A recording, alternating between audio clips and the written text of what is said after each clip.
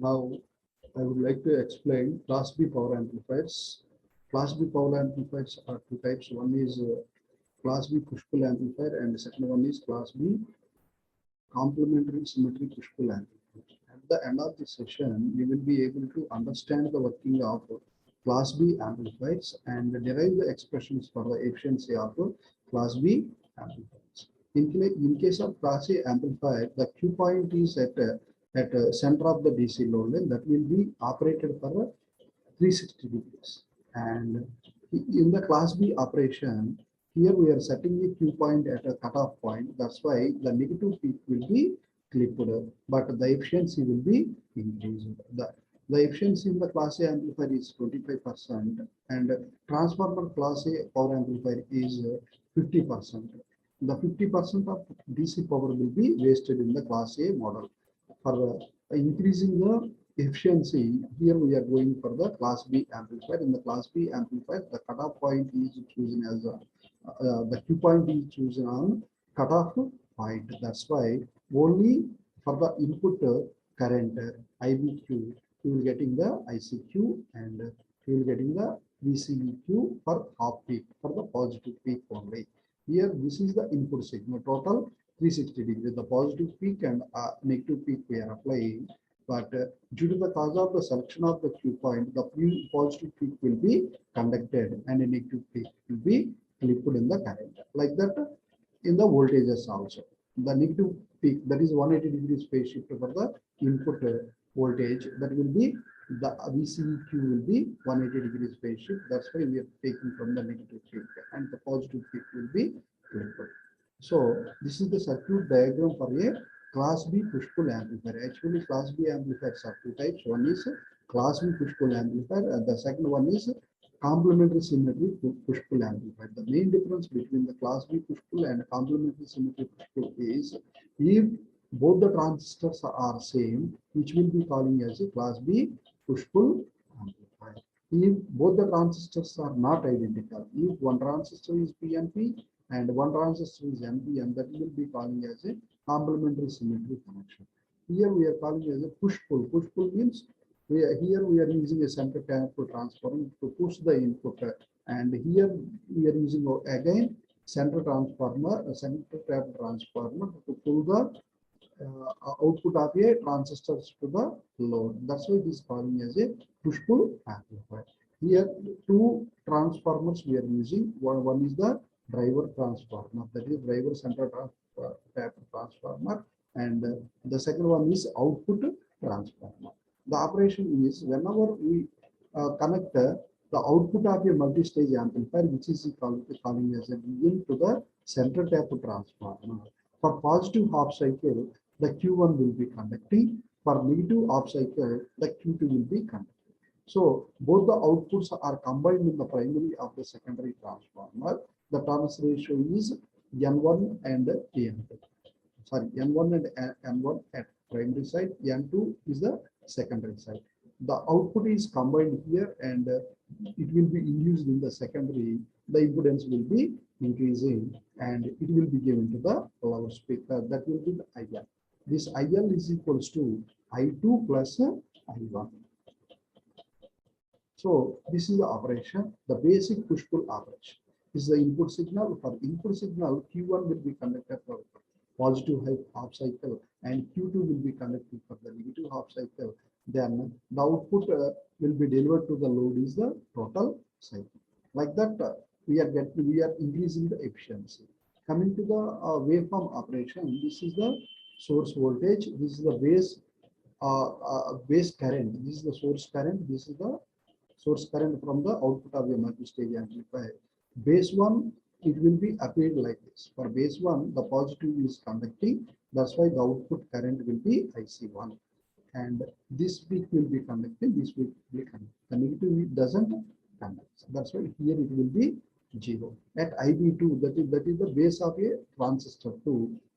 This peak will be conducting, this peak will be conducting, and this peak will be conducting, this peak will be conducting. The IC2, that is the collector 2, will be this peak and this peak. So finally, the IL is conducting like this. Total cycle, this will be conducted. So the AC power will be increased. This is the Q1 conduction and the Q2 conduction. When Q1 is conducting, the I1 will be flown like this. This is the I1 flow to the ground. When Q2 is conducting, I2 will be flown like this. Both are combined at the output, that is here. From the transformer, R dash L is equals to RL by N square. RL is the output of the secondary transformer resistance. R dash L is the RL is induced at the primary of a transformer at the output transformer, that is indicated with R dash L. Already you know the turns ratio N is equals to N2 by N also. This is the basic operation of a class B push-pull amplifier. Here we are choosing a Q point on the cutoff line, as well as the DC load line will be shown infinity. Why? Because if the transformer is ideal, IC will be equals to infinity. IC is equals to VCC by R dash. If R dash L is 0 or RL is 0, this will be infinity. That's why we are taken at VCE is equals to VCC and ICQ is equals to Imax. So for DC operation, each transistor output is in the form of half-wave rectifier waveform. Hence, if Im is the peak value of the output current of each transistor, the DC average value is Im/5. Due to half-wave rectifier waveform, the two currents drawn by the two transistors, that is I1 and I2, from the DC supply are in the same direction. Hence, the total DC or average current drawn from the supply is the algebraic sum of the individual average current drawn by each transistor. That is the IDC. The DC current is equals to Im/2. That is the peak by one transistor. That is Im/2. This is the Im/pi plus Im/pi. This Im/pi from the one transistor. This Im/pi from the one transistor. Totally, the DC current is equals to Im/pi. The total DC power input is given by PDC is equals to VCC into IDC. In the place of IDC, you substitute 2 Im/pi. Then this can be written as 2 Im/pi into VCC. So the slope of the AC load line, that is the magnitude slope, that is -1 by R dash L, can be represented in terms of Im. That is 1 by R dash L is equals to Im by Vm. Then RL dash is equals to Vm by Im. Im is the peak value of the collector current. Like that, already we have calculated the DC power. Now we are going to calculate AC power for finding out the efficiency. So as Im and Vm are peak values of the output current and output voltage respectively, then Vrms is equals to Vm by √2 and Irms is equals to Im by √2 for half peak. Hence, the AC output, the power output is expressed as PAC is equals to Vrms into Irms, like V into I. Then this can be written as I square RMS into IRMS into RL. V is equals to IR, like that. I square RMS into R dash L, and I square RMS can be written as V square RMS by R square RL dash square. Then R square and R dash L cancel, remaining V square RMS. Like that, peak to peak, the peak values can be represented as PAC is equals to Vm into Im by 2. This Vm can be written as Im into R dash L. Im into Im, that is Y square M into R dash L by 2, that is equals to Vm square divided by 2 R dash L. Then the efficiency of a class B amplifier can be calculated using the basic operation. Already you know that the efficiency eta is equals to the ratio of PAC by PDC into 100. Already we have calculated PAC is equals to Vm by 2 and PDC is equals to 2 Im/pi into VCC into 100. Therefore, efficiency is equals to, this 2 can be comes to the denominator, pi will be goes to the, therefore efficiency is equals to pi by 4 into Vm divided by VCC, and Im get cancelled into 100. The maximum efficiency is equals to, here the VCE is equals to VCC.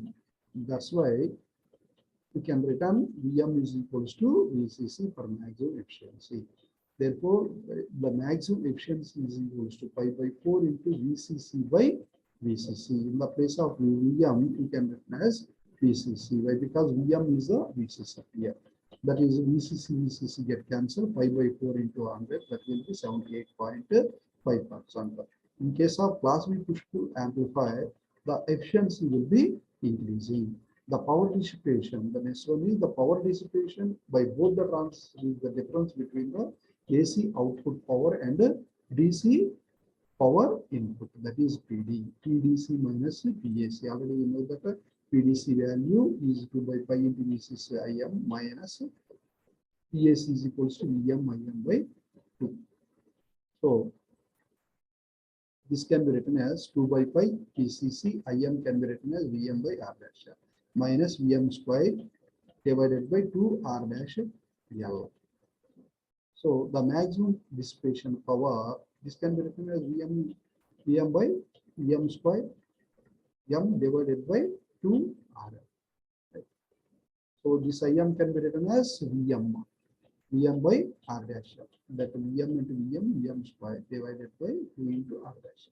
The maximum power dissipation can be calculated by using a differentiating with VM of this equation. Then dPd by dVm is equals to 2 pi VCC R dash L into dVm by dVm is equals to 1 minus Vm square dVm minus 1 by 2 R dash L dVm square by dVm. Then this can be written as 2Vm by 2 R dash L is equals to 0. Then 2 by pi VCC R dash L is equals to Vm by R dash L is the maximum power dissipation.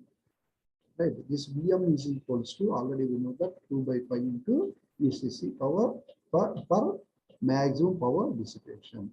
This is the condition for maximum power dissipation, and the maximum power dissipation is PD max is equals to 2 by pi VCC into 2 by pi VCC by R dash L minus 4 by pi square VCC square by 2 into R dash L. This can be written as 4 by pi square, this one. Multiply this to 4 by pi square VCC square by R dash L minus 2 by pi square P square VCC square by R dash L. Subtract this value from this one, then PD max is equals to 2 by pi square VCC square by R dash L. Then PAC is equals to Vm square by 2 R dash L and Vm is equals to VCC. And so PAC max is equals to VCC square by 2 R dash L. Now PDC max is equals to, from this equation, PDC max is equals to 2 VCC square by pi square R dash L. This can be written as multiply the numerator and the denominator with the 2. Then the 2 into 2 can be 4 by pi square VCC square divided by 2 into R dash L. VCC square by 2 into R dash L will be the PAC. Now replace this equation with the PAC. Then PDC is equals to 4 by pi square PAC max. Then PD max is equals to 4 by pi square PAC max. This much power is dissipated by both the transistor, hence the maximum dissipation for a transistor is PD max by 2. Maximum dissipation power by 2. Why? Because we are using 2 transistors. So this is the dissipation power for the total transistors divided by 2. We will be getting dissipation for one transistor. That will be 2 by pi square into PAC max. This is the maximum dissipation rating of each transistor. So previously we are using a class B push-pull amplifier. There we are using 2 transformers. Here, without using a center trap transformers, we are getting the same efficiency as well as same operation with the help of the complementary transistors. That means one is NPN transistor, one is PNP transistor. Here we are not using any transformer. Why? Because the frequency response is low whenever using a transformers. So to avoid that one, Here we are directly connected the input. That is the input means the output of the multi-stage amplifier. That is the voltage amplifier. Output is directly connected to this transformer as well as this transformer also. Here we are using a capacitors to block the DC signal. Okay, to block the DC signal, here we are using a capacitors and coupling the input signal to the transistor. These two capacitors are useful for NPN transistor. NPN. So this is the NPN transistor. That's why the positive peak will be connecting the current you will get it here, and this is the PNP. So the negative peak will be connected to this transistor. That's why for the negative peak you will getting a current. Both the currents are added here. That will be going to the RL. This is the output PMOS. This is the operation of complementary symmetry push-pull amplifier. So this one. For positive half peak, if you apply input signal for a positive half cycle, this transistor will be conducting, the current will be flowing into this one. For positive half cycle, this transistor will not conduct. Why? Because this is PNP. The positive will not conduct. You will getting the load voltage for the positive half cycle. During that, Q2 will be goes to half. During the negative half cycle, the Q1 will be goes to half. Why? Because this is the negative. This is the NPN. The base is the positive. That's why this is a negative positive. It will not conduct. So the Q1 will be off. Then due to the cause of the Q2, the negative peak will be conducting. You will get the current. Finally, for positive half cycle, Q1 is on, Q2 is off. Positive peak will be achieved at the output. For the negative half cycle, Q2 will be on, Q1 will be off. You will getting the output at the for the negative half cycle. So the derivation is same like a class B push-pull amplifier, except in the place of R-L, there we are using RL only. Why? Because there is no transformer. Only R-L you can use in the place of RL you can use in the place of R-L. The process of analysis is the same. The derivation is same for like a class B push-pull amplifier. These are some glossaries. Efficiency. The maximum AC signal transfer to the load is calling as an efficiency. Power dissipation. The amount of power that must be dissipated by the transistor is power dissipation. The next topic is tuned amplifiers. Simple short answer questions are: what is push-pull amplifier? Write the types of class B amplifiers. The sample long answer questions are: show that the conversion efficiency of a class B amplifier is 78.5%. In class B amplifier means that will be class B push-pull amplifier or complementary symmetry class B push-pull amplifier also. Thank you.